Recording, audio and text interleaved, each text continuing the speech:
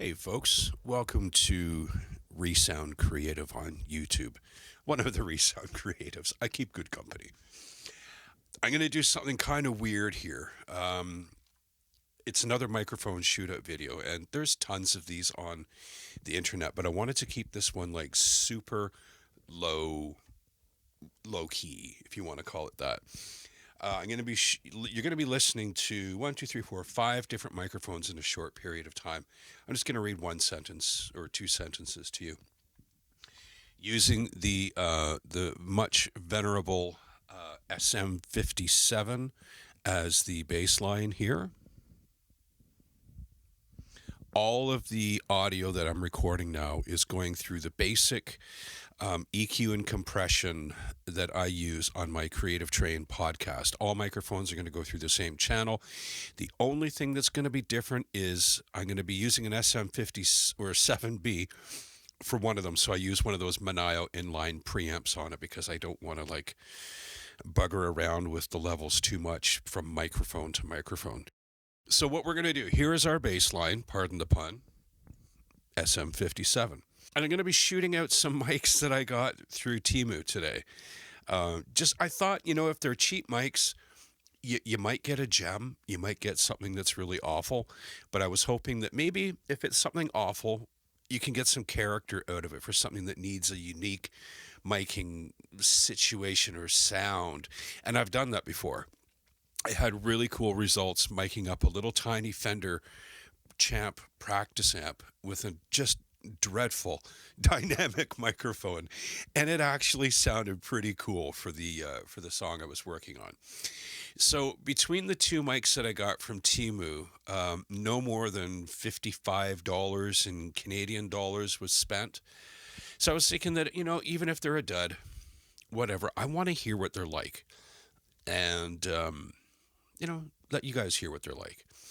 So this character thing, I thought, maybe if there was some that needed this weird, call it jinky sound, I would be able to have some mics, cheap mics, dedicated to that. So one of these mics is pretty impressive.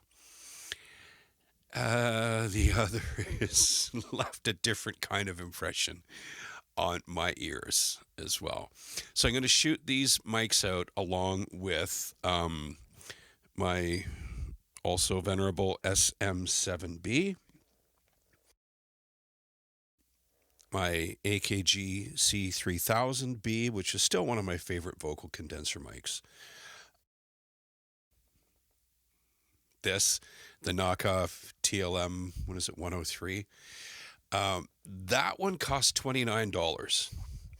And we're also going to introduce the knockoff U47, which was $24. So yeah, let's get down to business. I'm going to change microphones, and I promise you I'm not changing any settings. The only video edits you're going to see are just so that you don't have to watch me muting the channels and swapping the cable. Trust me, I'm not that kind of guy that would want to cheat somebody, so I'll be right back. SM7B. Here's the phrase. There comes a time when the actual cost of the tool doesn't necessarily improve the quality of the created product. And then there are other times. Knockoff TLM 103.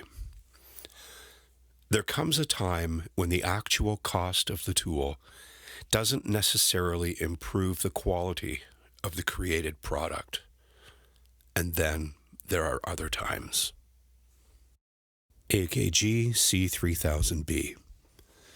There comes a time when the actual cost of the tool doesn't necessarily improve the quality of the creative product. And then there are other times.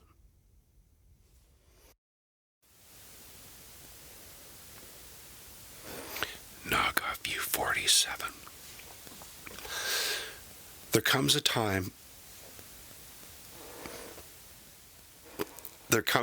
when the actual cost of the tool doesn't necessarily improve the quality of the creative product. And then there are those other times. It's a very loud microphone. My gain is set same as the other mics. The minimum noise from this thing, just in quiet, is around minus 42. All of the other mics were absolutely dead zero. This has character, though. That's a good word for it.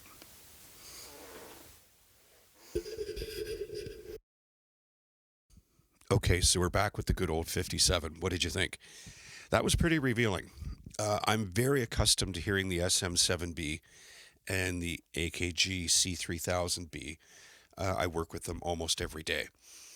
The only thing that I changed is the gain level for this microphone to come up.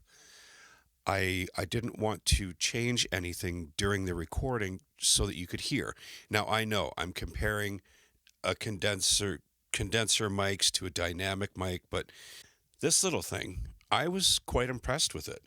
I haven't recorded any instruments with it yet, just me talking. But I think it'll do pretty well on certain things. I don't know what I'm going to do with it. But this U47 knockoff was, hey, you'd really have to have something pretty specific you want to do. Like maybe if you want to record the sound of a microphone getting tossed into a bucket of water or something like that. I don't know.